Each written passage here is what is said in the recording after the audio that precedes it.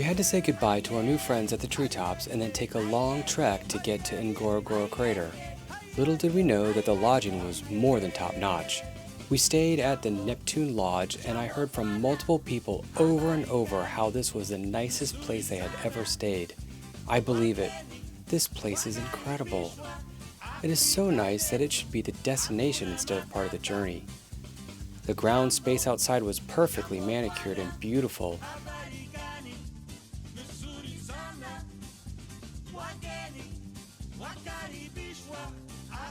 And the inside of the villas were more than plush.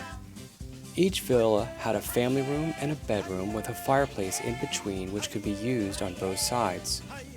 And the balcony had the most spectacular view. If there was any place to take a break from safari, this was it.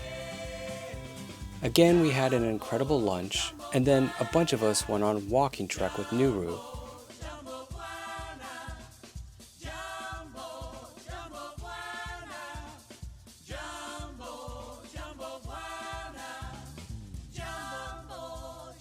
Where Cullen caught a bug in her eye, and the others chilled by the pool.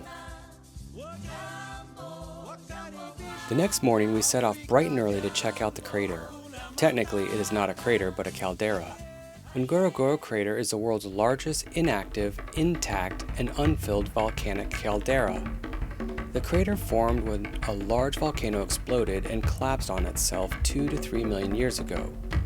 It is 2,000 feet deep and its floor covers 100 square miles. Estimates of the original height of the volcano are up to 9,000 feet high. The elevation of the crater floor is 6,000 feet above sea level. As soon as we started driving down the rim of the crater, we encountered lion cubs. They could care less about our vehicles. Apparently, if someone was to separate themselves from the vehicle, the lions would pounce in a heartbeat. But as long as we were inside, they completely ignored us.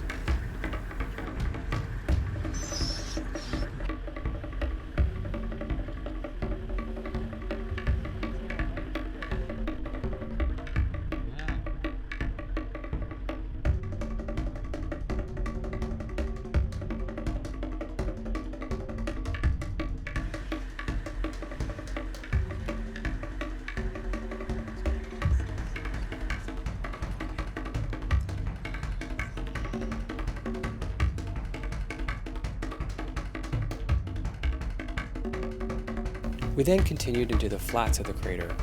The area is 100 square miles, so we did a lot of driving.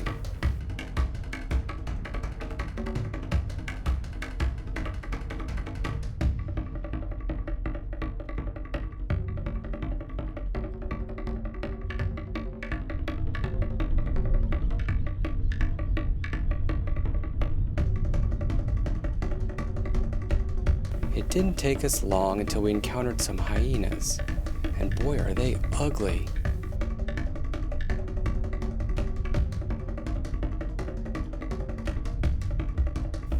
We saw a couple moms with their pups trying to keep up.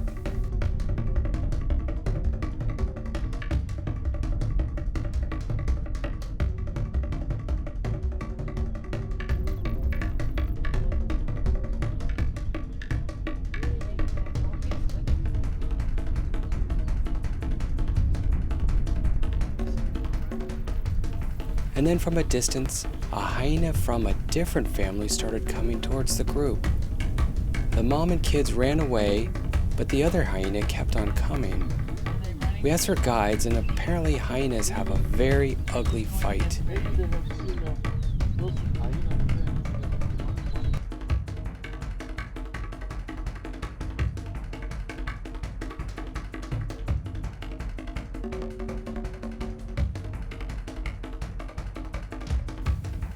In the end, these turn out to be friends. And the jackals are scavengers, which usually means lions are near. Okay, now we had an interesting situation here. The lions were setting up a trap to get a buffalo. Now understand that the buffalo are very aggressive and lions don't like to mess with them. It takes a bunch of lions to take down one buffalo. In fact, buffalo are so aggressive that they attack most animals that get near, and a single lion would probably not survive an encounter with one. So the lions had to set up a trap to hopefully get one young buffalo. One by one, the lions went from spying to hiding down by the river. The buffalo will slowly wander past the pack, and that's where the attack will begin. While we were talking about lions, I should mention that it's the females which are the hunters. They really do all the work. A male will only help if it is necessary. The theory is that the females want to keep the males as healthy and as strong as possible to protect their young and themselves from another roaming male. Young males are kicked out of the pack when they are adolescent and eventually grow strong enough to take on a male of a different pack. If they kill the male, they will then kill all the young and mate with the female to have their own offspring. Truly, survival of the fittest.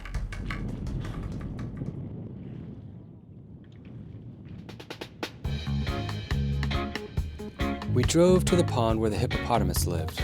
Okay, they are disgusting. They spend the entire day in the pond where it is cool and then venture to eat vegetation at night. While they are in the pond, they defecate and flatulate so that the odor takes your breath away.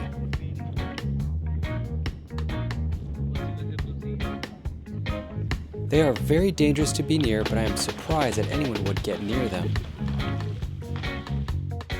Flamingos? Who would have thought?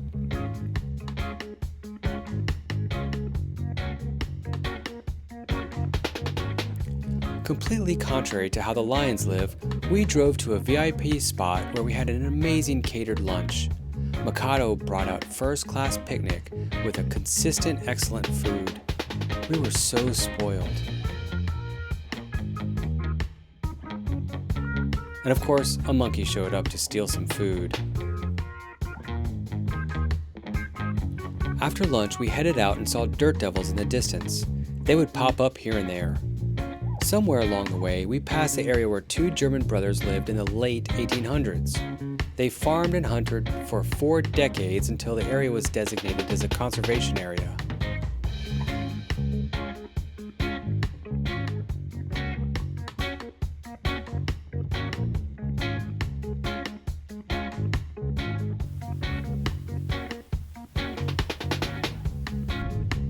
Way in the distance, we saw a black rhino. They are almost extinct from poachers, so it was lucky we saw one. For the last big event of the day, we visited a Maasai tribe. They invited us to participate in their ritual and welcome us as part of their family.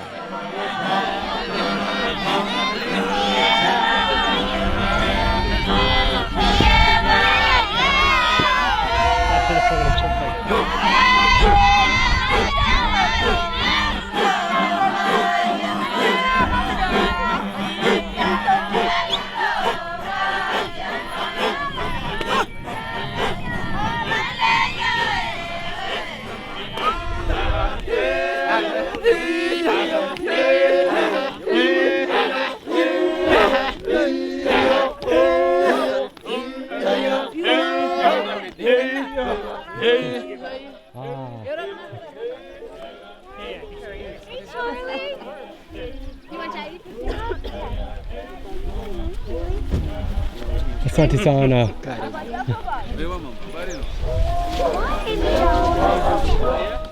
They then took their time explaining their lifestyle, including how they make fire.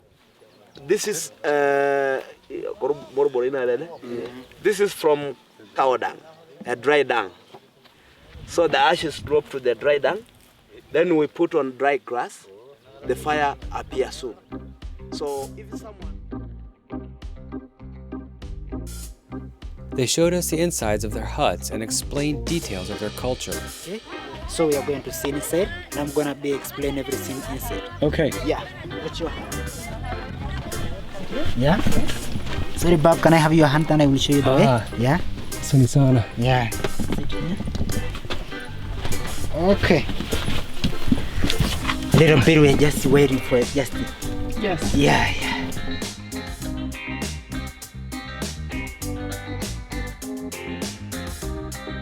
Of course, we had time to buy jewelry, which they made. Finally, we checked out the school. They teach kindergarten here, but once they graduate, the kids have to walk an hour each way to state schools.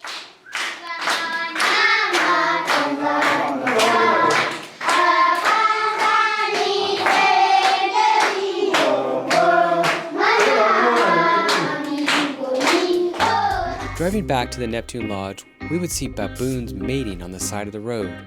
Must be the season. The rainy seasons supply the caldera water for the entire year. One side is green and has vegetation, while the other side is dry.